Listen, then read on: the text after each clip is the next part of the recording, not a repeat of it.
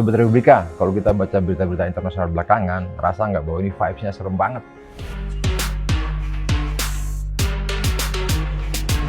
Banyak analisis geopolitik bilang kondisi dunia sekarang mirip dengan situasi global sebelum Perang Dunia Kedua. Nah, sebelum perang besar itu, dunia juga nggak langsung perang gede-gedean nih, yang ada justru konflik kecil di banyak tempat. Saat itu Jerman mulai ekspansif, Jepang agresif di Asia, dan negara-negara besar lain sibuk dengan urusan masing-masing. Hari ini mirip nih, kita juga ngeliat ada konflik Rusia-Ukraina yang belum usai. Ini membuat Eropa merasa perang besar di depan mata. Sementara di Timur Tengah, Israel makin nekat melakukan genosida di Gaza. Ingat, di Perang Dunia Kedua juga diwarnai oleh genosida. Belum lagi ada ancaman serangan Amerika ke Iran, hal yang bisa membakar jadi-jadinya kawasan tersebut. Di Asia Timur ada potensi agresi militer Cina ke Taiwan yang sudah siap dibela oleh Amerika Serikat. Nah, semua konflik ini saling terhubung. Nah, sebelum Perang Dunia Kedua, dunia juga terjebak dalam krisis ekonomi dan ketimpangan sosial. Nah, sekarang mirip, inflasi global, perang dagang, krisis ekonomi, krisis energi, dan protes di berbagai negara. Tekanan domestik ini bakal bikin pemimpin lebih gampang ambil keputusan ekstrim. Nah, dulu tuh ada Liga Bangsa-Bangsa yang gagal mencegah Perang Dunia Kedua. Sekarang, PBB juga dianggap serupa.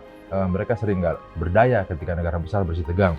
Ada resolusi, tapi bom jatuh juga. Nah, diplomasi kemudian sering kalah oleh ancaman militer, kapal induk, rudal hipersonik, dan latihan perang massal jadi alat komunikasi baru antar negara. Persamaan yang juga menyolok adalah munculnya pemimpin dunia yang nekat kelakuannya. Dulu ada Hitler di Jerman, saat ini pakar menyoroti gaya politik luar negeri Donald Trump. Mulai dari aksi main hakim sendiri ke Venezuela, ancaman serangan ke Iran, perang dagangnya dengan Iran dan berbagai negara, sampai wacana mencaplok Greenland.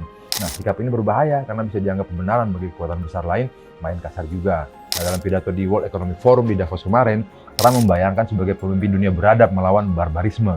Ini nggak beda dengan narasi yang digaungkan oleh Adolf Hitler. Yang bikin situasi lebih ngeri, senjatanya jauh lebih canggih. Hal ini bisa bikin kehancuran jauh lebih besar ketimbang perang besar terdahulu. Sejauh ini, menurut sejumlah pengamat, Indonesia nih tergolong negara yang paling aman saat perang besar pecah. Misalnya, kita nggak punya rival geopolitik di kawasan. Selain itu, geografi Indonesia yang berpulau-pulau dan dikelilingi lautan juga jauh dari pusat konflik dunia. Menyerang Indonesia biayanya bakal mahal banget buat negara-negara lain. Indonesia juga jauh dari jangkauan senjata nuklir.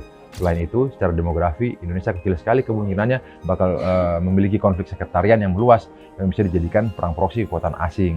Tapi dampak ekonominya pasti sampai ke sini nih, karena sistem moneter kita terkait dengan dinamika global. Kita juga punya hubungan dagang dengan negara-negara yang berpotensi terlibat konflik. Nah, apakah perang dunia ketiga pasti terjadi? Pasti belum tentu. Ada faktor kelainan ekonomi yang bisa dipencegah. Misalnya, kalau Cina ambruk nih, ekonomi Amerika Serikat sangat mungkin terseret karena nggak sedikit produksinya di negeri tirai bambu tersebut.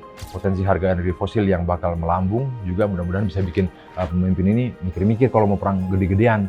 Jadi, tugas kita saat ini adalah mengingatkan para pemimpin dunia bahwa kita ingin tata dunia yang adil. Kita nggak mau lagi ada perang besar. Kita nggak mau lagi ada malapetaka yang bisa merenggut jutaan nyawa di dunia. Demikian, saya Fitri Zamzami. Wassalamualaikum warahmatullahi wabarakatuh.